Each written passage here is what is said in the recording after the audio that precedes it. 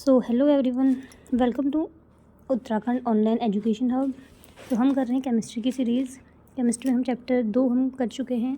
Is matter around us pure के सारे theories हम कंप्लीट कर चुके हैं। उसके 3 वीडियोज़ हैं जो कि ऐप में आपको डाल दी गई हैं, तो आप देख सकते हैं। आज हम करेंगे is matter around us pure के MCQ क्वेश्चंस। तो चलिए देखते हैं। Our first question is, what is true about the homogeneous mixture? समांगी मिश्रण के बारे में क्या सत्य है? होमोजीनियस मिक्सचर्स हमने पढ़े हुए थे। तो होमोजीनियस मिक्सचर्स क्या होते हैं? जिसमें सल्यूट और सॉल्वेंट होंगे, और सल्यूट क्या होता है? कंप्लीटली डिसोशिएट हो जाता है। Homogeneous mixture is the mixture of 2 और मोर देन 2 कंपोनेंट्स। हाँ बिल्कुल, एक से ज़्यादा घटकों का वो मिश्रण हो सकता है। सेकंड की बात करें, in homogeneous mixture the composition and the properties are uniform throughout the mixture. हाँ, जो कंपोजिशन होता है, जैसे कि हम ब्राइन सोल्यूशन की बात करें, शुगर सोल्यूशन की बात करें, तो अगर चीनी और पानी का जो हम मिक्सचर बनाते हैं उसमें क्या होता है, पूरा का पूरा वाटर मीठा रहता है। तो इसका मतलब जो कंपोजिशन है वो क्या होती है, यूनिफॉर्म। की समांगी मिश्रण में संगठन और गुण पूरे मिश्रण में समान होते हैं। Both A and B are true, बिल्कुल। तो दोनों के दोनों हमारे क्या हैं, ट्रू है। तो इसका फर्स्ट जो करेक्ट आंसर हो जाएगा सी। देन नेक्स्ट क्वेश्चन है, which of the following properties does not describe a compound. तो अगर कंपाउंड की बात करें तो कंपाउंड्स क्या होते हैं हमारे, कंपाउंड होते हैं जो एक डेफिनेट प्रपोर्शन में क्या होते हैं, एक दूसरे से एडअप होंगे। तो does not describe A compound बोल रहा है, तो हम देखते हैं कि इट इज़ कंपोज्ड ऑफ 2 और मोर एलिमेंट्स। तो क्या ये 2 और 2 से ज़्यादा एलिमेंट्स से मिलकर बना हुआ होगा? बिल्कुल बना हुआ होगा। अगर हम बात करें CO2 की, एक कार्बन एटम है और 2 ऑक्सीजन एटम है, तो CO2 एक कंपाउंड है। तो यही है कि इट इज़ कंपोज्ड ऑफ 2 और मोर एलिमेंट्स। यह 2 या 2 से अधिक तत्वों से मिलकर बना है। तो बिल्कुल करेक्ट, ये तो करेक्ट है।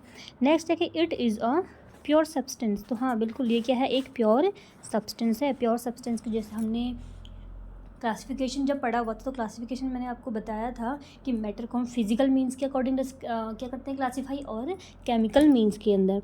तो केमिकल्स में क्लासिफिकेशन के अंदर क्या आता था हमारा, प्योर सब्सटेंस। और देखो ऐसे करके था कि यहाँ पे आता था हमारा प्योर सब्सटेंस, और नेक्स्ट हमारा आ जाता था केमिकल प्रॉपर्टीज़ के अकॉर्डिंग। ठीक है, pure substance and second one is the mixtures.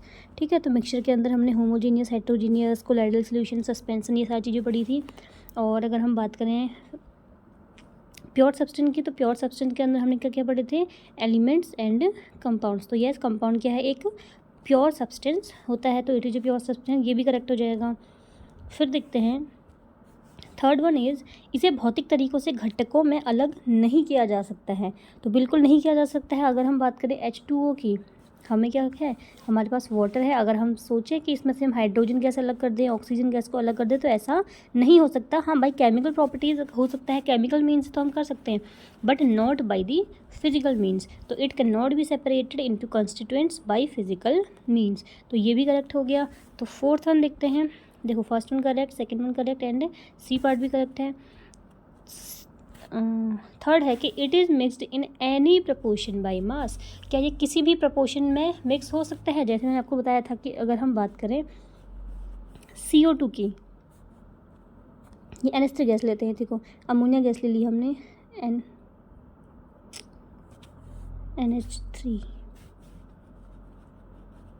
NH3 में क्या है, देखो अमोनिया गैस कहीं की भी हो, हम कहीं से भी इस अमोनिया गैस को उठा कर लेके आएँ, फॉर्मूला हमेशा NH3 ही रहेगा। तो नाइट्रोजन का एक मॉलिक्यूल, एक एटम, एंड हाइड्रोजन के 3 एटम। तो ये जो कंपाउंड होते हैं वो एक फिक्स्ड प्रपोर्शन में क्या होते हैं, एडअप होते हैं। तो it is mixed in any proportion by mass. इसे द्रव्यमान के किसी भी अनुपात में मिलाया जा सकता है। ये हो जाएगा हमारा रॉन्ग, और रॉन्ग ही हमसे पूछा था, तो यही हमारा करेक्ट आंसर है। नेक्स्ट क्वेश्चन पे चलते हैं।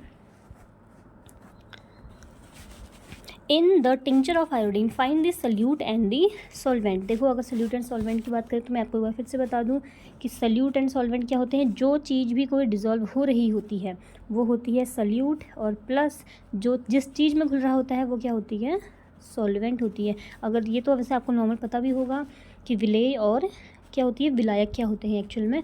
देखो, सल्यूट का मतलब विलेय होता है, और सॉल्वेंट मीन्स होते हैं, विलायक होते हैं। देखो, अगर लर्न करने की अगर ट्रिक है तो ऐसे करके कह सकते हैं कि अगर हम बनाएं पानी और चीनी का, हमने क्या बनाया, एक सोल्यूशन बनाया, तो देखो उसमें वाटर की क्वांटिटी ज़्यादा होती है as comparison to the sugar की क्वांटिटी। तो जो भी क्या होता है हमारा कम क्वांटिटी में होता है। लेकिन एक तरीके से ये डेफिनेशन ठीक से करेक्ट होती भी नहीं है, क्योंकि कभी कभी हम ये देखते हैं कि सल्यूट क्या होता है, उसकी क्वांटिटी ज़्यादा होती है और सोल्यूशन की जो सॉल्वेंट की जो क्वांटिटी होती है वो कम होती है। तो एप्रोप्रिएट डेफिनेशन इसकी यही है कि जो चीज़ डिज़ोल्व हो रही है वो सल्यूट होती है, जिसमें डिज़ोल्व हो रही होती है वो क्या होती है, सॉल्वेंट होता है। तो नेक्स्ट देखते हैं कि टिंचर ऑफ आयोडीन, आयोडीन का एक टिंचर है, उसमें हमने सल्यूट किया है और सॉल्वेंट। तो ये चीज़ याद रखना कि आयोडीन का टिंचर होता है एक्चुअल में, उसमें सल्यूट होता है आयोडीन और प्लस जो सॉल्वेंट होता है वो होता है कि हमारे पास एल्कोहल। तो देखते हैं कि alcohol is solute and iodine is the solvent, तो ये हो जाएगा हमारा रॉन्ग। आयोडीन विलेय है और अल्कोहल विलायक है, iodine is the solute and alcohol is the solvent, yes it is correct. Next देखते हैं कि any component can be considered as solute and solvent, बिल्कुल रॉन्ग है, ऐसा तो कभी हो ही नहीं सकता। Tincture of iodine is a solution, तो टिंचर ऑफ आयोडीन क्या होता है, एक सोल्यूशन नहीं होता है एक्चुअल में। तो ये हो जाएगा हमारा, तो इसका एप्रोप्रिएट आंसर क्या होगा, बी। चलते हैं अपने नेक्स्ट क्वेश्चन में। नेक्स्ट क्वेश्चन है कि which of the following is not a homogeneous mixture. देखो होमोजीनियस मिक्सचर के मतलब क्या, दो टाइप के मिक्सचर्स मैंने आपको बताए थे, एक है हमारे पास homogeneous mixture and second one होते हैं हमारे पास हेट्रोजीनियस। होमोजीनियस की बात करें अगर तो हम बात करेंगे solution of water and sand, तो क्या हमारी जो मिट्टी होती है वो पानी में ठीक से घुलती नहीं है, ठीक है, तो वो हेट्रोजीनियस मिक्सचर के एग्जांपल है। और होमोजीनियस की बात करें तो हमारा ब्राइन सोल्यूशन हो गया। ब्राइन सोल्यूशन में बार बार आपसे बोल रही हूँ, इसको बहुत याद रखना, ये बहुत इंपॉर्टेंट है। ब्राइन सोल्यूशन का मतलब होता है NaCl एंड प्लस वाटर। तो जो चीज़ अच्छे से घुल जाए, अच्छे से डिज़ोल्व हो जाएगी, तो वही क्या होती है, होमोजीनियस मिक्सचर। अब इसमें देखते हैं कि एयर, अगर एयर की बात करें तो एयर हमारा क्या होगा, देखो is not a homogeneous mixture कह रहे हैं। एयर जो हमारे हैं उसमें हमें पता है कि बहुत सारी गैसेस हैं, तो बहुत सारी गैसेस एक फिक्स प्रपोर्शन में है। तो अगर हम देखें हमारी हवा की बात करें तो हवा में कोई गैस हमें दिखती है क्या, नहीं, तो बिल्कुल एक होमोजीनियस तरीके से वो है, तो होमोजीनियस मिक्सचर है एयर, ठीक हो गया। फिर एक बात करें, सेकेंड है हमारा टिंचर ऑफ आयोडीन। अगर टिंचर ऑफ आयोडीन की बात करें तो ये भी एक होमोजीनियस मिक्सचर होता है, ठीक। नेक्स्ट हम बात करेंगे, देखो tincture of iodine homogeneous mixture है बट सोल्यूशन नहीं होता है, ये ध्यान रखने को। सी पार्ट है कि हमारे पास है शुगर सोल्यूशन तो होमोजेनियस होता ही होता है। अब बात करते हैं हमारे पास हम मिल्क की, ये बहुत ज़्यादा इंपॉर्टेंट है कि मिल्क हमारा कभी भी सोल्यूशन या फिर मिक्सचर नहीं होता है। जो मिल्क है वो हमारा क्या होता है, कोलाइडल सोल्यूशन। कोलाइडल सोल्यूशन क्या होते थे हमारे पास, ऐसे सोल्यूशन होंगे जो एक्चुअल में लगेगा कि हमें वो होमोजीनियस मिक्सचर है बट एक्चुअल में वो हेट्रोजीनियस मिक्सचर्स होते हैं, ठीक है, हेट्रोजीनियस मिक्सचर्स होते हैं। देखो अगर मिल्क की हम बात करें, दूध हम पीते हैं तो उसमें बहुत सारी चीज़ें होती है, प्रोटीन होता है, फैट होता है, ये सारी चीज़ें होती हैं। तो अगर हमको ऐसा हो कि कोई जिम पर्सन है और उसको बोले, जिम वाले ने बोल दिया कि हाँ हमें क्या करना है, उसे प्रोटीन खाना है, तो ऐसा नहीं हो सकता कि वो जाए मिल्क में से और प्रोटीन को अलग कर दे, ठीक है। एक्चुअल में दिखने में हमें यही लगता है कि मिल्क क्या है, एक तरीके से होमोजेनियस मिक्सचर, बट एक्चुअली ये क्या होता है, एक हेट्रोजीनियस मिक्सचर होता है। और मैंने आपको थ्योरी क्लासेस में बताया भी था कि मिल्क में से बटर या फिर क्रीम निकालने की जो प्रोसेस होती है वो कौन से मेथड पर डिपेंड करती है, कौन से मेथड से होती है, तो उसको हम क्या कहते हैं, सेंट्रीफ्यूगेशन। ये याद रखना, सेंट्रीफ्यूगेशन जो यह होती है मेथड होती है, ठीक। तो नॉट अ होमोजेनियस मिक्सचर, तो milk is the correct answer क्योंकि it is a colloidal solution. So next है हमारा question, what is the statement द्रव्यमान द्वारा पानी में 10% ग्लूकोज दर्शाता है। देखो कोई पानी है उसमें 10% ग्लूकोज का मीनिंग क्या है, इस टाइप के क्वेश्चंस बहुत आते हैं तो इनको ठीक से पढ़ना। 10% glucose in water by mass, इसका मतलब ये है कि अगर हमारे पास क्या है, सोल्यूशन है, तो सोल्यूशन देखो हमेशा हम क्या लेते हैं, परसेंटेज की अगर बात करते हैं तो परसेंटेज हमेशा हम किस में से काउंट करते हैं, 100 से काउंट करते हैं, ठीक है। 100 से अगर परसेंटेज काउंट करें तो इसका मतलब जो सॉल्वेंट है हमारा क्या है, पूरा सोल्यूशन 100 है, तो इसका मतलब है कि 10% ग्लूकोज का मतलब है कि उसमें 10 ग्राम हमारा, अगर 100 हम ले लें कि पूरा हमारा क्या है, सॉल्वेंट है या फिर सोल्यूशन है, तो उसमें 100 ग्राम के हमारे पास ग्लूकोज है, ये मतलब होता है 10% का। तो 10 gram of glucose dissolve in 100 gram of the water, ये करेक्ट होगा, या फिर 10 gram of glucose dissolve in 90 gram of water. अब देखो एक चीज़ देखना कि अगर हम परसेंटेज की बात करें तो टोटल सोल्यूशन की हम कितना लेते हैं, 100%। तो इस 100 में सल्यूट भी होगा और प्लस सॉल्वेंट भी होगा, ठीक है। अगर हम 10% ग्लूकोज की बात कर रहे हैं तो हम लेट कर लेंगे कि उसमें 10 ग्राम क्या है, ग्लूकोज है। तो प्लस 100 बनाने के लिए अब कितना सॉल्वेंट होना चाहिए उसमें, 90 ग्राम। तो करेक्ट आंसर क्या होगा कि सल्यूट हमारे पास क्या है, 10 ग्राम एंड 90 ग्राम उसमें क्या होगा, सॉल्वेंट होते हैं। ठीक, अब देखते हैं। तो ये क्या था, ये दोनों साइड से इंग्लिश में हो गया, ये देख लीजिएगा। 20 ग्राम और 20 ग्राम की तो बात ही नहीं हो रही है, तो सी एंड डी तो ऐसे ही इनकरेक्ट हो गए। तो करेक्ट होना चाहिए हमारे पास क्या, बी। तो करेक्ट आंसर क्या है, बी है। नेक्स्ट क्वेश्चन है, solid solution in which solute is gas. एक ऐसा सॉलिड सोल्यूशन जिसमें हमारे पास क्या है, जो सल्यूट है वो गैस होना चाहिए। तो एग्जांपल दें, देखो कॉपर डिजॉल्व इन गोल्ड। जो कॉपर किस में डिजॉल्व हो रहा है, गोल्ड में। एक मिनट, देखो सल्यूट प्लस सॉल्वेंट की बात करें तो हमसे क्या पूछा है, ठोस विलयन जिसमें विलेय गैस है। अगर solid copper dissolve in gold, तो कॉपर तो हमारे पास क्या है, एक सॉलिड है, तो ये तो हो जाएगा इनकरेक्ट, फर्स्ट इज इनकरेक्ट। फिर सेकंड वन है कि camphor in nitrogen gas. Nitrogen gas है, उसमें क्या है हमारा कैम्फर, सल्यूट गैस की पूछ रहे हैं। ठीक है, तो कैम्फर भी हमारा एक तरह से सॉलिड ही होता है, तो ये भी नहीं हो सकता।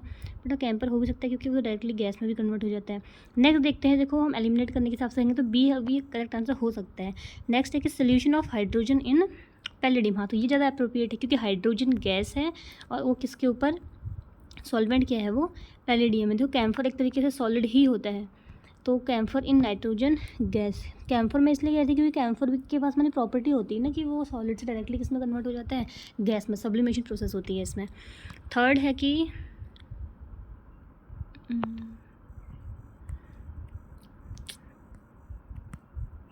थर्ड है all of the earth. All of the earth तो नहीं हो सकती क्योंकि कॉपर डिजॉल्व इन गोल्ड, ये तो हमारा क्या है, सॉलिड है। तो करेक्ट आंसर हो जाएगा C, solution of hydrogen in palladium. Next question,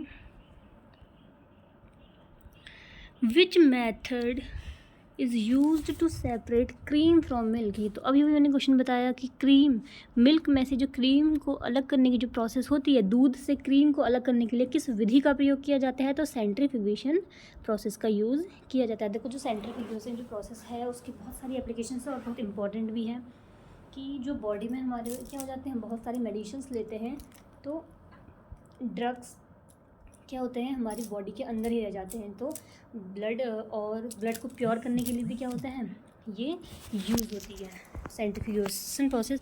और बहुत सारी एप्लीकेशन है इसकी कि, और होता है कि जो वॉशिंग मशीन जो हमारी होती है, वॉशिंग मशीन भी किस प्रिंसिपल पे डिपेंड कर, या फिर कह सकते हैं कि किस वर्क करती है, कौन से प्रोसेस पे, तो वो भी सेंट्रीफ्यूगेशन ही होती है। और जो डायग्नोस्टिक हमारी लेबोरेटरीज होती हैं जिसमें क्या होता है, ब्लड और यूरिन का टेस्ट होता है, तो वहाँ पर भी क्या होती है, सेंट्रीफ्यूगेशन प्रोसेस यूज़ होती है। सेंट्रीफ्यूगेशन से एक और क्वेश्चन बनता है कि एक्चुअल में जो ये सेंट्रीफ्यूगेशन जो प्रोसेस है ये किस प्रिंसिपल पर डिपेंड है। ठीक है, तो ये कौन से प्रिंसिपल पर डिपेंड होती है कि इसमें एक्चुअल में होता ही है। देखो जब हम क्रीम निकाल रहे होते हैं तो आपने देखा होगा कि जो मट्ठा होती है वो नीचे नीचे स्टार्ट जाती है, नीचे हो जाती है, और उसका ऊपर जो क्रीम होती है वो ऊपर ऊपर उसमें तैरने लग जाती है। तो इसमें होता यही है, डेंसिटीज़ के अकॉर्डिंग होता है कि जो लाइटर पार्टिकल्स होते हैं हमारे पास, ठीक है, जो लाइटर पार्टिकल होंगे, लाइटर पार्टिकल्स क्या होते हैं, ऊपर से तैरने लग जाते हैं, और जितने भी डेंसर पार्टिकल्स होंगे, जो हैवी पार्टिकल्स होते हैं, वो नीचे बॉटम में सेटल डाउन हो जाते हैं। तो क्रीम से निकालने की ये जो प्रोसेस है उसे क्या कहेंगे हम, centrifugation.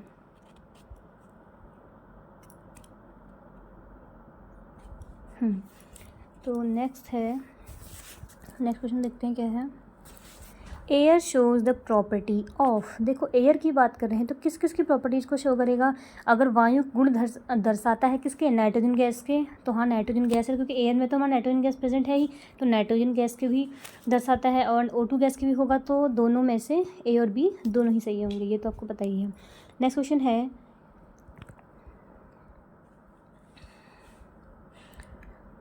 The components of water can be separated by. जो हमारे वाटर के कंपोनेंट्स हैं, वाटर के कंपोनेंट्स, अगर वाटर की बात करें तो वाटर का फॉर्मूला क्या होता है, H2O। तो इसमें से हमें हाइड्रोजन को अलग करना है और ऑक्सीजन को अलग करना है। तो किस मेथड से, किस कौन सी घटक से हम पानी को अलग कर सकते हैं उसमें से हाइड्रोजन और ऑक्सीजन को? By physical method. क्या फिजिकल मेथड से हम उसमें से हाइड्रोजन गैस और ऑक्सीजन गैस को अलग कर सकते हैं? बिल्कुल नहीं। तो भौतिक तरीके से तो बिल्कुल नहीं कर सकते हैं। केमिकल मेथड से हाँ बिल्कुल। अगर केमिकल मेथड्स अगर हम इसमें अप्लाई करें तो उसमें से hydrogen gas and oxygen gas क्या हो सकती है? अलग अलग हो सकती है। तो chemical method is the correct answer. Both तो बिल्कुल नहीं होगा। दे कांट भी सेपरेट, नहीं, सेपरेट तो वो हो सकते हैं। ठीक है, तो फिर देखते हैं नेक्स्ट क्वेश्चन। नेक्स्ट क्वेश्चन हमारे पास है कि इन शुगर सोल्यूशन, कोई शुगर का सोल्यूशन है, चीनी के घोल में हमें बताना है कि विलेय क्या है और विलायक क्या है। देखो, तो चीनी के घोल की बात करें अगर, तो विलेय मतलब कि जो सल्यूट है वो क्या होगी? चीनी। सल्यूट क्या होगी? शुगर। और जो सॉल्वेंट की अगर हम बात करें तो सॉल्वेंट क्या होगा? उसमें वाटर। यही तो हुआ। तो देखते हैं कौन सा ऑप्शन है। चीनी घुलनशील है, पानी विलायक है। बिल्कुल ठीक है कि solute, sugar is solute and water is solvent. Correct. Next देखते हैं कि शुगर इज सॉल्वेंट। क्या शुगर सॉल्वेंट है? बिल्कुल नहीं। बोथ आर सल्यूट्स, ये भी बिल्कुल इनकरेक्ट है। बोथ आर सॉल्वेंट, ये भी इनकरेक्ट है। तो फर्स्ट जो हमारा ए पार्ट है वो हो जाएगा इसका करेक्ट आंसर। नेक्स्ट क्वेश्चन हमारे पास है dissolved sodium chloride can be separated from water. अब देखो, सोडियम क्लोराइड है हमारे पास। सोडियम क्लोराइड का फॉर्मूला हमारे पास क्या होता है? NaCl। अगर NaCl की बात करें तो NaCl हमारे पास क्या है? सॉल्ट है। इसको हमने क्या करना है? वाटर में डिज़ोल्व है तो NaCl प्लस वाटर है। ठीक है, NaCl प्लस वाटर है जिसको हम क्या बोलते हैं? ब्राइन सोल्यूशन बोलते हैं। ये बहुत ज़्यादा इंपॉर्टेंट है। ब्राइन सोल्यूशन किसे कहते हैं? ठीक है, तो NaCl प्लस H2O का जो हमारा सोल्यूशन है उसे ब्राइन सोल्यूशन कहते हैं। अब हमने क्या करना है? जो ये सोडियम क्लोराइड है इसको सेपरेट आउट करना है। देखो, हमने थ्योरी क्लासेस में मैंने सारी आपको सेपरेशन की जो जितनी भी मेथड्स हैं सब बताई हैं आपको। तो रासायनिक प्रक्रिया, क्या रासायनिक केमिकल मेथड हम क्या करेंगे ऐसा अप्लाई जिससे कि ये क्या हो जाएगा? सोडियम क्लोराइड और वाटर अलग हो जाए? तो बिल्कुल नहीं, केमिकल प्रोसेस से तो नहीं हो सकता। फिजिकल प्रोसेस, अब फिजिकल प्रोसेस से भी बिल्कुल नहीं होगा। केमिकल प्रोसेस ऑफ एक्सट्रैक्शन, देखो ना, अगर सोडियम हमारे पास है, नमक है, तो हम क्या करें? उसको गर्म करें, उसमें से पानी को सारा हम क्या कर दें? उड़ा दें, इवेपोरेट कर देंगे। तो क्या हो जाएगा? सारा वाटर अलग हो जाएगा और नीचे जो बर्तन में हमारा क्या बचेगा? नमक रह जाएगा ऐसी। तो फिजिकल प्रोसेस ऑफ इवेपोरेशन ज़्यादा क्या है? अप्रोप्रिएट है, क्योंकि फिजिकल प्रॉपर्टी प्रोसेस ही तो कर रहे हैं हम। देखो, फिजिकल प्रोसेस अगर होता तो भी ये करेक्ट आंसर होता, बट इसके ज़्यादा अप्रोप्रिएट यहाँ पर क्या है कि फिजिकल प्रोसेस ऑफ इवेपोरेशन। ठीक, तो वाष्पीकरण की भौतिक प्रक्रिया है इसका करेक्ट आंसर। नेक्स्ट क्वेश्चन है कि मिक्सचर ऑफ 2 और मोर मेटल्स और metals and non metals is called. देखो, 2 या 2 से अधिक धातुओं या धातु और अधातुओं के मिश्रण को क्या कहते हैं? अगर सोल्यूशन की बात करें तो उसमें हम मेटल और नॉन मेटल की तो बात करते नहीं हैं, तो सोल्यूशन तो हो नहीं सकता। तो ये तो हो जाएगा हमारा इनकरेक्ट, सोल्यूशन नहीं होता है। फिर थर्ड डी पार्ट में देख लेते हैं। फिर डी पार्ट के भी क्या है? Metallic mixture. देखो, मेटेलिक मिक्सचर भी नहीं कहेंगे। मेटल और नॉन मेटल के जो मिक्सचर को हम कहते हैं एक्चुअल में एलॉय कहते हैं। ठीक है, ये याद रखना। और डिफरेंट टाइप्स के एलॉयज़ भी हैं, वो मैं आपको नेक्स्ट जब हम मेटल नॉन मेटल्स पढ़ेंगे तो देखो यहाँ से बहुत ज़्यादा क्वेश्चंस बनते हैं एलॉय से। ठीक है, वो सब मैं आपको नोट्स में आपको प्रोवाइड करवा दूँगी, वो अच्छे से देख लेना। Alloy can not be separated bye. तो देखो, alloy can not B separate मतलब कि मिश्र धातुओं को डैश विधि से अलग नहीं किया जा सकता। क्या केमिकल प्रॉपर्टीज से उसको क्या किया जा सकता है? अलग किया जा सकता है। हाँ, बिल्कुल अलग किया जा सकता है। केमिकल रिएक्शंस हम कुछ कर सकते हैं जिससे कि वो अलग हो जाएंगे। अगर हम बात करें वाष्पीकरण की, इवेपोरेशन की, तो इवेपोरेशन से हम मेटल को कैसे करेंगे? क्योंकि मेटल तो इवेपोरेट तो हो ही नहीं सकते, तो क्या होगा? अलग नहीं किया सकता। इवेपोरेशन की प्रोसेस से हम इसको इवेपोरेशन, क्या मेटल हमारे इवेपोरेट हो सकते हैं? इवेपोरेशन को देखते हैं एक मिनट। ठीक है, एक्सट्रैक्शन की बात करें, हाँ एक्सट्रैक्ट तो हम कर ही सकते हैं bye physical means. Physical means से हम नहीं कर सकते, क्योंकि देखो मेटल अगर हमारे पास है, अगर हम किसी तांबे की बात कर लेते हैं हम, ठीक है, हमारे घरों में क्या है, हम जो ये बर्तन बने होते हैं, तांबे के बर्तन हैं, लोटे वोटे होते हैं, तो इसमें से अगर हम बात करें कि इसमें जो भी मेटल्स यूज़ हुआ है, क्या उसको अलग कर सकते हैं? हम बिल्कुल नहीं कर सकते। फिजिकल मीन्स से तो हम इसको अलग नहीं कर सकते। एक्सट्रैक्शन से कर सकते हैं, केमिकल प्रॉपर्टीज से कर सकते हैं, एक बार के लिए इवेपोरेशन से भी कर सकते हैं कि कोई मेटल क्या हो जाएगा, उसे हम हीट कर लें तो वो इवेपोरेट हो जाए या फिर मेल्ट हो जाए, कह सकते हैं। मेल्ट होने के बाद इवेपोरेशन हो जाएगा तो भी कर सकते हैं। तो करेक्ट आंसर इसका हो जाएगा बाई फिजिकल मीन्स बाय शारीरिक मेथड। नेक्स्ट क्वेश्चन है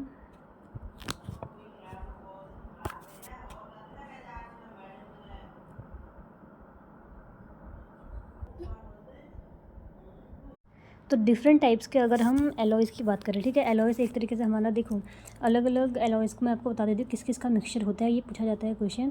एक हमारे पास होता है सबसे फर्स्ट हम देखते हैं कि ब्रास, जैसे हम कहते हैं पीतल कहते हैं, तो जो ब्रास है वो जो मिक्सचर होता है वो होता है जिंक का एंड कॉपर का। नेक्स्ट हम देखते हैं एक होते हैं हमारे निक्रोम्स, जिसको निक्रोम्स जो हमारे होते हैं जिनके वायर्स बनते हैं हमारे, ठीक है। ब्रास पीतल मतलब देखिए तो बर्तन में यूज़ होता है, हमको पता ही होगा। अगर हम नाइक्रोम की बात करें तो जो नाइक्रोम और मिक्सचर है उसमें 4 मेटल और नॉन मेटल हो सकते हैं, कह सकते हो हम। नाइक्रोम देखो एक है उसमें निकल होता है, क्रोमियम होता है, मैग्नीज Mn होता है, और एक होता है हमारे पास क्या, आयरन होता है। इसको अगर हम आप देखने की कोशिश करो तो देखो ब्रास तो आपको नॉर्मली याद हो जाएगा कि जिंक और कॉपर, ये याद रखो जिंक कॉपर होता है ब्रास का। अगर नाइक्रोम की बात करो तो उसमें 4 है, तो देखो सबसे फर्स्ट इसका क्या है, निकल Na से स्टार्ट होता है, तो फर्स्ट उसमें निकल हो जाएगा। फिर अगर हम बात करें क्रोमियम की तो क्रोमियम CHRO क्रोमियम, यहाँ से आप देख सकते हो कि क्रोमियम है। फिर अगर हम बात करें कि मैग्नीज़ की तो मैग्नीज़ आप N से याद कर सकते हो कि Mn करके है, तो इसलिए वो मैग्नीज़ भी उसमें होता है। फिर लास्ट एक होता है हमारा क्या, उनसा आयरन, तो आयरन को आपको एज इट इज़ ऐसे ही देखना पड़ेगा। ये बस एक छोटी सी ट्रिक जैसी है कि आप इसको लर्न कैसे कर सकते हो, ठीक है। तो नाइक्रोम किस किस से है, निकल क्रोमियम मैग्नीज़ एंड आयरन से, और ब्रास है जिंक एंड कॉपर सॉरी। और फिर यही एक देखें कि एक होता है हमारे पास सोल्डर करके होते हैं, इसके भी हमारे वाइस बनाने में यूज़ होता है। एक होता है कि ये 2 टाइप के होते हैं, एक होता है सॉफ्ट सोल्डर्स होते हैं हमारे, और एक होता है हमारे पास क्या, हार्ड सोल्डर्स। तो ये अलग अलग मिक्सचर्स होते हैं। अगर सॉफ्ट की बात करें तो जो सॉफ्ट मिल के बना हुआ होता है वो बना होता है हमारा Pb और Sn, मतलब कि टिन, लेड और टिन से मिलके बना हुआ होता है सॉफ्ट सोल्डर। और यही अगर हार्ड की बात करें तो जो हार्ड वाला जो कहते हैं हमारे पास क्या होता है, सोल्डर होता है, वो बना हुआ होता है हमारा, तो वो बना हुआ होता है हमारा कॉपर एंड जिंक से, ठीक है। जो हार्ड सोल्डर होगा वो होता है कॉपर एंड जिंक की बात करेंगे हम। तो नेक्स्ट अगर हम देखें कॉपर और जिंक एक तरीके से आप कह सकते हो कि ब्रास भी उसी से मिलकर बना हुआ होता है। फिर आता है हमारा नाइक्रोम हो गया। फिर आता है हमारा मैग्नीनिन, ठीक है। मैग्नीनिन क्या होता है, ये देखो ये जो होता है स्पेलिंग है MANGANIN, मैग्नीनिन। मैग्नीनिन जो होता है वो बना हुआ होता है कॉपर मैग्नीज एंड निकल का ये मिक्सचर होता है। तो ये चीज़ देख लीजिएगा आप, ठीक है। तो इसमें आप कह सकते हो कि इसको लर्न करने का एक तरीके से इसकी स्पेलिंग से निकाल लो कि Na से हमारा क्या हो जाता है, निकल हो जाता है, और M से हमारा क्या हो जाएगा, मैग्नीज हो जाएगा। बाकी ये कॉपर आपको लर्न करना होगा। सेकंड उसके बाद एक और हमारा जो एलॉय होता है वो होता है कॉन्स्टेंटाइन, ठीक है, कॉन्स्टेंटाइन। जो कॉन्स्टेंटाइन होता है वो बने होते हैं हमारे 2 मेटल होते हैं उसमें, एक कॉपर और एक जाके निकल। तो निकल भी ऐसे कर सकते हो कि ये स्टार्टिंग का कॉपर और बाद लास्ट का निकल, ऐसे करके लर्न कर सकते हैं। ये होते हैं हमारे कुछ इंपॉर्टेंट एलॉय। थ्योरी क्लासेस में हम बाकी सारा आपको इसमें नोट्स भी प्रोवाइड अच्छे से करवा दूँगी, ठीक है। अब देखते हैं हमारे नेक्स्ट क्वेश्चन में क्या है कि नेक्स्ट क्वेश्चन है if the solute particle size is smaller than dash then it can be seen by naked eyes. तो यदि विलेय कण का आकार हमारा क्या होना चाहिए, सल्यूट का पार्टिकल्स का जो क्या होगा, जिससे कि हम आँखों से नहीं देख सकते, नंगी आँखों से हम उन्हें नहीं देख सकते। तो हम मैंने 3 टाइप के हमारे पास थे कि एक हमारे पास ट्रू सोल्यूशन होते हैं, और सस्पेंशन होता है, और कोलाइडल सोल्यूशन होता है, ठीक है। तो इसमें क्या होता है, पार्टिकल्स का साइज़ अलग अलग होता है, जो कि मैंने थ्योरी क्लास में आपको अच्छे से कंप्लीट करवा रखा है। तो फिर भी यहाँ पर एक बार देखते हैं कि क्या होते हैं, ट्रू सोल्यूशन में पार्टिकल का साइज़ क्या होता है, कोलाइडल में क्या होता है, एंड देन सस्पेंशन में क्या होता है। तो अगर हम बात करें हमारे ट्रू सोल्यूशन की, जो ट्रू सोल्यूशन में जो सल्यूट पार्टिकल्स का जो साइज़ होता है वो क्या होता है, 0.1 नैनोमीटर से 1 नैनोमीटर तक। और जो कि हमारे ये होमोजेनियस मिक्सचर्स होते हैं, ठीक है, जो ट्रू सोल्यूशन हम इसे कहते हैं, इनमें क्या होता है, जैसे कि हमारा पानी और चीनी का जो मिक्सचर होता है, सोल्यूशन जो होता है, उसमें हम जो हमें शुगर के जो पार्टिकल्स हैं उनका हम देख नहीं सकते हैं, ठीक है, क्योंकि वो सोल्यूशन ट्रू है, यूनिफॉर्मली डिज़ोल्व हो जाता है। तो ये है हमारा किस में, ट्रू सोल्यूशन में होता है। अगर हम बात करें ये है ट्रू सोल्यूशन का। फिर अगर हम नेक्स्ट हमारा आता है कि कोलाइडल सोल्यूशन। ठीक है, कोलाइडल सोल्यूशन में हमारा बेस्ट एग्जांपल होता है कौन, मिल्क।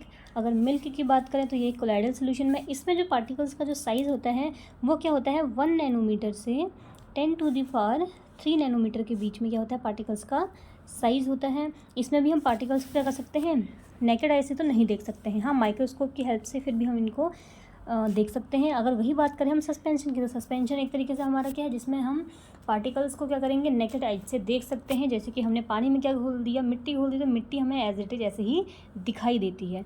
तो उसमें जो पार्टिकल्स का साइज़ होता है ग्रेटर देन क्या होता है 10⁻³ नैनोमीटर। और किसकी बात हो रही है, हमारे सस्पेंशन की बात हो रही है, ये देख लीजिएगा। ठीक, तो हमारा आंसर था, क्वेश्चन था कि यदि विलेय कण का आकार डैश से छोटा हो तो इसे नंगी आंखों से नहीं देखा जा सकता। तो नंगी आंखों से हम किसे नहीं देख सकते, जब हमारा क्या होगा कि एक्चुअल में ट्रू सोल्यूशन की हम बात करें तो 1 नैनोमीटर। तो D is the correct answer, D is the correct answer. Next हम देखते हैं हमारा नेक्स्ट क्वेश्चन क्या है। When no more solute can be dissolved in solution at a given temperature is called dash solution. देखो एक हमारे पास क्या है कि एक फिक्स तापमान पर हम क्या करें, विलयन में और अधिक विलय नहीं घुल सक रहा है।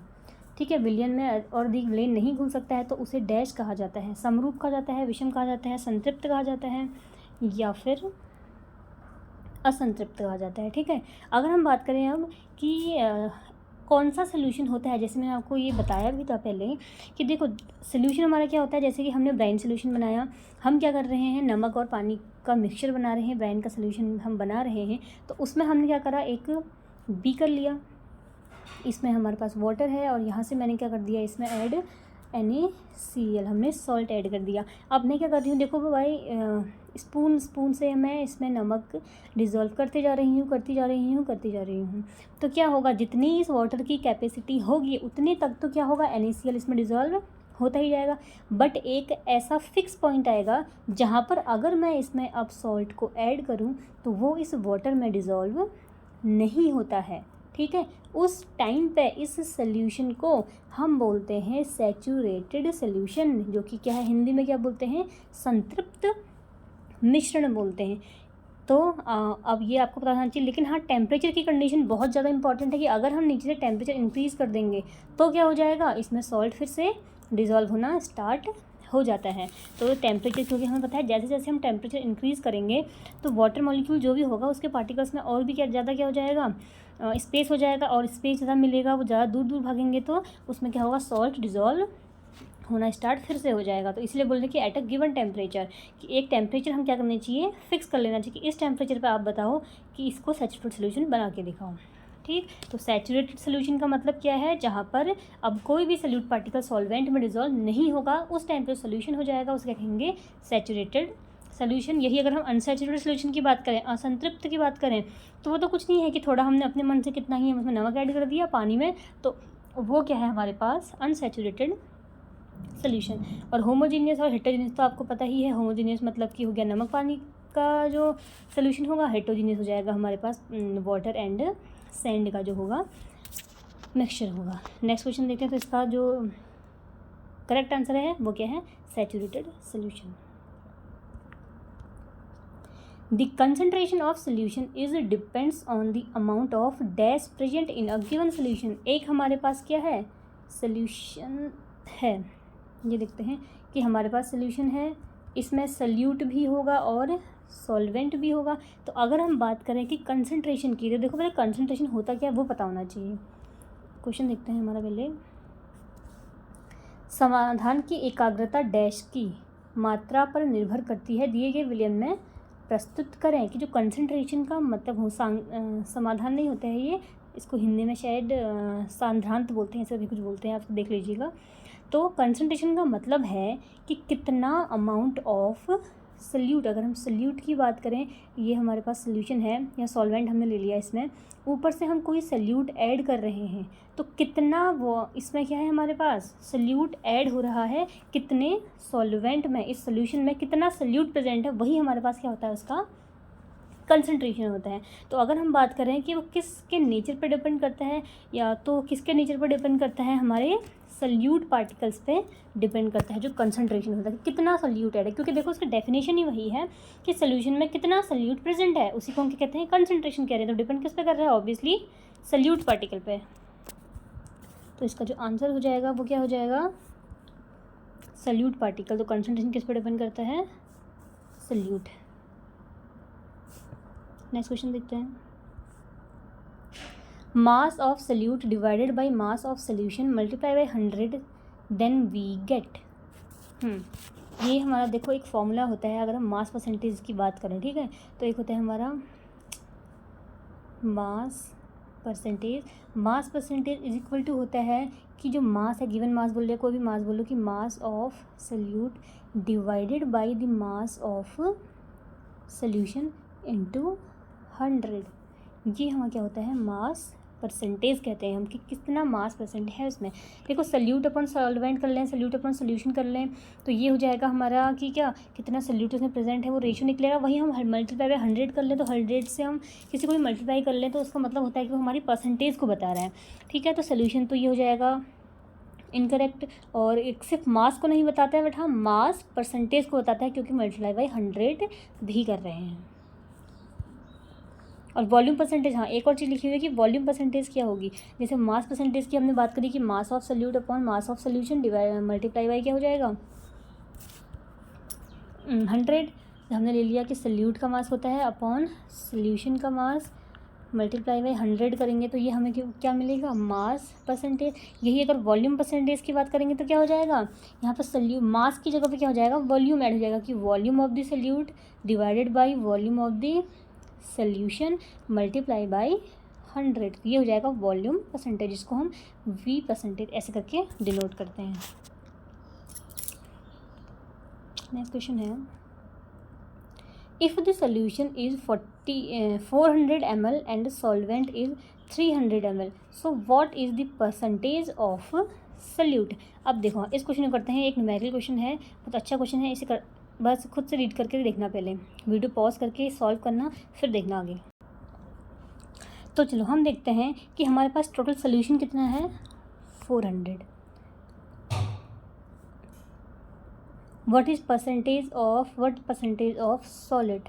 देखो सल्यूट का निकालना है, तो हमें एक तरीके से हम कह सकते हैं कि कितना सल्यूट उसमें प्रेजेंट है, कितना परसेंटेज, वो निकालना है हमने, ठीक है। तो देखो अगर परसेंटेज की बात करें तो परसेंटेज निकालना है, मतलब वही होगा, हमें दोनों का हमें क्या दिया हुआ है, एक तरीके से वॉल्यूम कह सकते हो। वॉल्यूम गिवन हमें 400 ml किसका है, सोल्यूशन का। सोल्यूशन हमें दिया हुआ है 400 ml, और यही बात करें उसमें सॉल्वेंट कितना प्रेजेंट है, अगर ये होता है सोल्यूशन, अगर सॉल्वेंट की बात करें तो सॉल्वेंट है हमारे पास 300 ml। देखो वॉल्यूम दिया हुआ है, परसेंटेज निकालना है सॉलिड का, तो इसका मतलब एक्चुअली हमें फाइंड आउट क्या करना है, वॉल्यूम परसेंटेज। अभी मैंने आपको फॉर्मूला बताया था कि वॉल्यूम परसेंटेज का फॉर्मूला क्या होता है, volume of the solute divided by volume of the solution.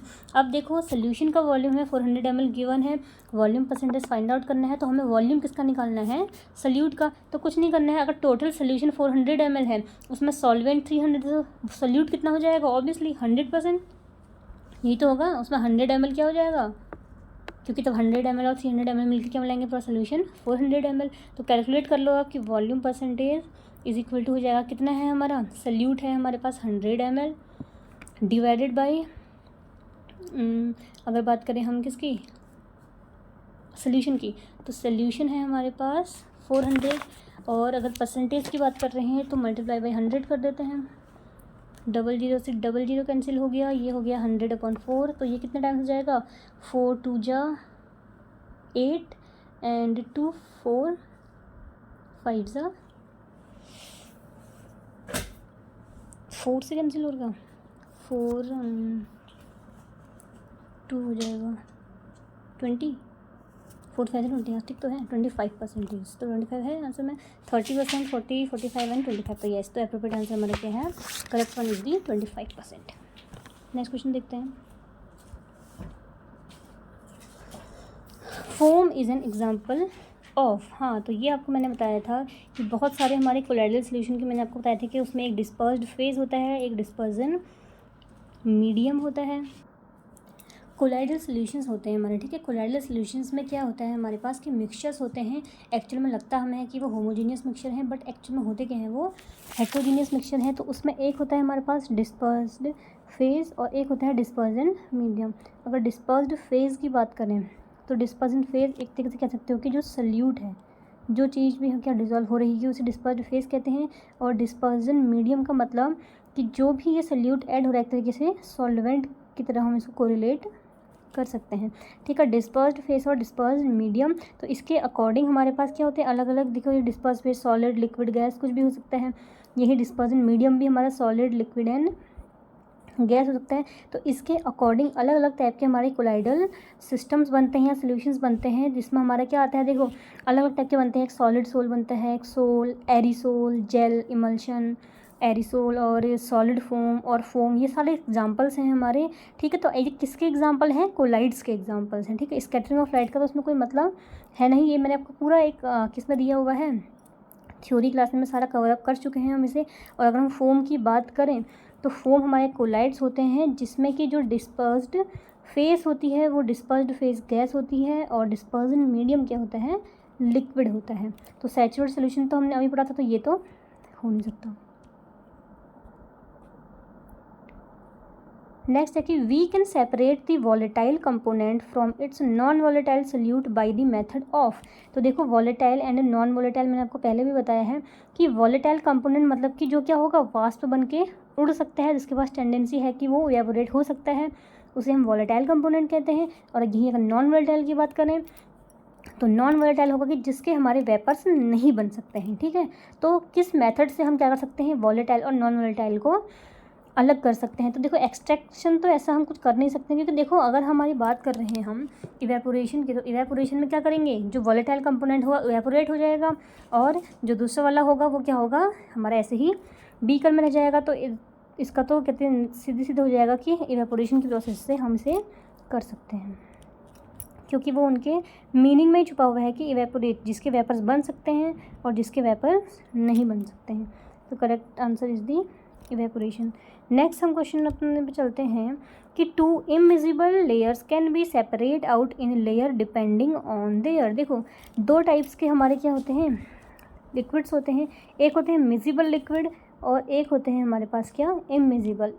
इमविजिबल liquids का मतलब क्या है, अगर इमविजिबल लिक्विड्स की बात करें तो इमविजिबल लिक्विड्स ऐसे दो सॉल्यूशंस, ऐसे दो मिक्सचर्स होंगे या फिर लिक्विड्स होंगे जो आपस में क्या है, मिक्स नहीं हो सकते हैं। इसका बेस्ट एग्जांपल है हमारे पास क्या, oil plus water. Oil plus water को आप कितना ही मिक्स कर लो, वो आपस में एक दूसरे के साथ मिक्स नहीं हो सकते हैं।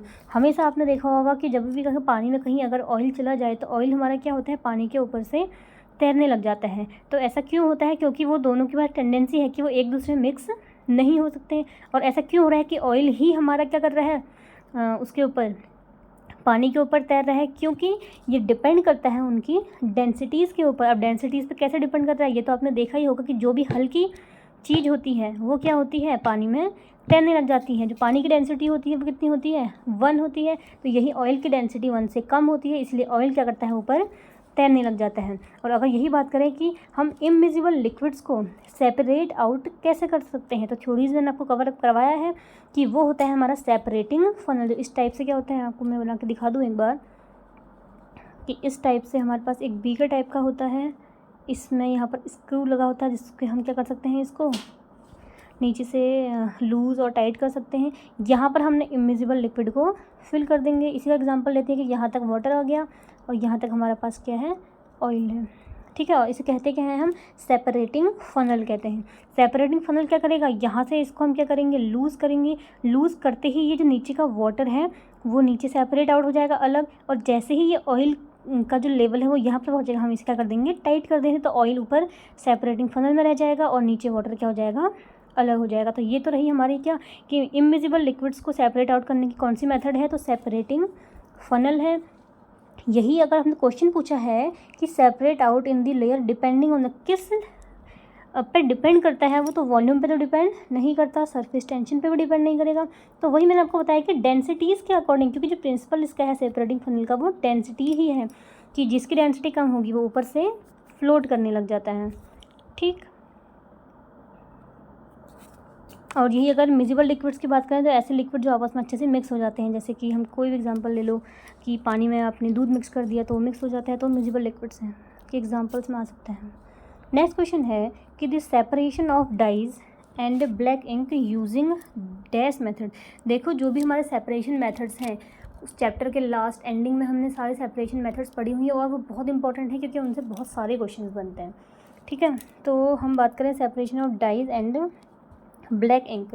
तो देखो हमें पता है कि जो ब्लैक इंक होती है, अगर ब्लैक कलर की बात करें तो उसमें हम बोलते हैं कि बहुत सारे कलर्स होते हैं, ठीक है। तो जो ये ब्लैक इंक में से हम डाई को क्या करते हैं, सेपरेट करते हैं, वो क्रोमेटोग्राफिक या फिर क्रोमेटोग्राफी से क्या कर सकते हैं, अलग करते हैं। क्रोमा का मतलब ही हमारा क्या होता है, कलर को एक्सट्रैक्ट करना। और ये जो क्रोमेटोग्राफी होती है ये भी बहुत टाइप की होती है, जिसमें पेपर क्रोमेटोग्राफी होती है, थिन लेयर क्रोमेटोग्राफी, बहुत सारे डिफरेंस है। और क्रोमो का मतलब मैंने आपको बता दिया, कलर होता है। और ये जो नेचुरल जो हमारे प्लांट्स होते हैं उसमें से हम नेचुरल कलर को भी एक्सट्रैक्ट कर सकते हैं, किसकी हेल्प से, क्रोमेटोग्राफी की हेल्प से। ये भी क्वेश्चन आता है कि प्लांट्स में से नेचुरल कलर को हम कैसे एक्सट्रैक्ट करें, तो with the help of chromatography. अगर हम डिसोल्यूशन की बात करें तो ये तो होगा नहीं, क्योंकि हमारा क्या है, सोल्यूशन को अलग तो हमने करना है नहीं। सब्लिमेशन की बात करें तो सब्लिमेशन क्या होता है हमारा, जो हम क्या करते होते हैं, डायरेक्ट कोई सॉलिड गैस में कन्वर्ट हो जाता है, उसे सब्लिमेशन कहते हैं। अगर सस्पेंशन की बात करें तो सस्पेंशन क्या होगा, जैसे कि हमारा मिट्टी और पानी का घोल हम मिक्स करेंगे, थोड़ी देर बाद उसको ऐसे ही रख दें तो सारी की सारी मिट्टी हमारी क्या होती है, बॉटम में सेटल डाउन हो जाती है, यहाँ पर जम जाती है, उसे ही हम सस्पेंशन कहते हैं, ठीक। नेक्स्ट क्वेश्चन है, two miscible liquids having boiling point less than 25 kelvin can be separated by. देखो अभी तक हमने इमिजिबल लिक्विड्स का क्वेश्चन था कि इमिजिबल लिक्विड्स को हम सेपरेट आउट किसकी हेल्प से करते हैं, सेपरेटिंग फनल की हेल्प से। यही अगर हम बात करें किसकी, मिजिबल लिक्विड्स की, तो मिजिबल लिक्विड जैसे कि हमारा वाटर और अल्कोहल का एक सोल्यूशन है, मिक्सचर है, तो उसको हमने सेपरेट आउट करना है कि वाटर अलग करना है, अल्कोहल अलग करनी है, तो उसको हम किसकी हेल्प से कर सकते हैं। तो वो जो प्रोसेस होती है वो कौन सी होती है, इवेपोरेशन की प्रोसेस होती है, ठीक है। क्योंकि इवेपोरेट क्या होता है, जो हमारे मिजिबल लिक्विड होंगे उनकी जो बॉइलिंग पॉइंट होगा वो अलग अलग होता है। अगर हम यहाँ देखें कि जो वाटर का बॉइलिंग पॉइंट होता है हमारा 100 डिग्री सेल्सियस होगा, यही हमारा जो अल्कोहल का जो हमारा है बॉइलिंग पॉइंट वो क्या होता है, बिल्कुल अलग होता है। और वो देख लीजिएगा आप कितना होता है कि वाटर अल्कोहल का बॉइलिंग पॉइंट। तो क्या होता है एक्चुअल में, जो इवेपोरेशन की जो प्रोसेस होती है, कोई भी जो मिजिबल लिक्विड्स हैं उनमें डिफरेंस कितना होना चाहिए, 25 केल्विन का। ये चीज़ बहुत इंपॉर्टेंट है कि two miscible liquids having boiling point less than 25 kelvin can be separated by. देखो ये बॉइलिंग पॉइंट नहीं होगा, ये बॉइलिंग पॉइंट डिफरेंस है कि दोनों मिजिबल लिक्विड्स, अगर हमने वाटर का ले लिया, एक एसीटोन ले लिया हमने CH3CH3, ठीक है, ये कीटोन ग्रुप होता है। तो एसिडोन जैसे कि हमारा जो हम एसिडोन किसे बोलते हैं, हम जो थिनर होता है हमारा, ठीक है। तो थिनर जो नेल पॉलिश रिमूव करते हैं हम, वाटर का जैसे 100 डिग्री सेल्सियस होता है, एसीटोन का समथिंग हमारा 56 के अराउंड या 57 के अराउंड होता है। तो इन दोनों मिजिबल लिक्विड्स के बीच का जो टेम्परेचर डिफरेंस होना चाहिए या फिर जो उनके बॉइलिंग पॉइंट में डिफरेंस होना चाहिए, अगर वो 25 केल्विन से क्या है, कम है, ठीक है। तो उस टाइम पे हम क्या यूज़ करते हैं, डिस्टिलेशन मेथड यूज़ करते हैं। डिस्टिलेशन में भी दो चीज़ें आती हैं, एक होता है फ्रैक्शनल डिस्टिलेशन, एक होता है सिंपल डिस्टिलेशन। अगर बॉइलिंग पॉइंट डिफरेंस 25 केल्विन से कम होगा, देखो दो चीज़ें आएंगी, या तो 25 केल्विन से कम हो या फिर 25 केल्विन से ज़्यादा हो। अगर हमारा बॉइलिंग पॉइंट डिफरेंस 25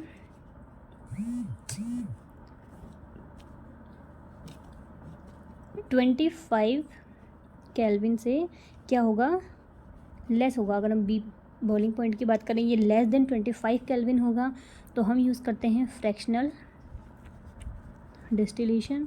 और यही अगर हम बात करें कि ग्रेटर देन 25 केल्विन होगा, तो हम यूज़ करते हैं सिंपल डिस्टिलेशन। ये चीज़ देख लीजिएगा।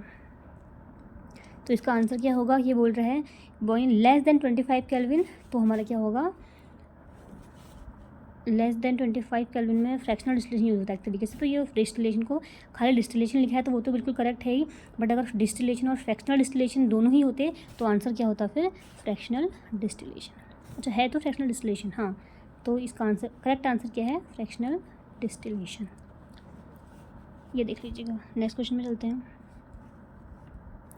ओके, तो यही हमारे एमसीक्यू होते हैं इस चैप्टर के ख़त्म। बहुत अच्छे क्वेश्चंस थे, आप इनको देखिए। आपको पीडीएफ भी इसकी शेयर कर दी जाएगी। वीडियो को बार बार देखना। देखो, जब तक हम रिवीजन नहीं कर सकते हैं तब तक वो हमारे क्या होंगी, चीज़ें याद नहीं होंगी। ठीक है, तो आपको अगर ये चीज़ें अपने माइंड में रखनी है तो रिवीजन तो करना ही पड़ेगा। तो ठीक है, थैंक यू गाइज, मिलते हैं नेक्स्ट वीडियो में। और नेक्स्ट वीडियो हम करेंगे एटम एंड मॉलिक्यूल्स, क्लास 9 का 3rd चैप्टर।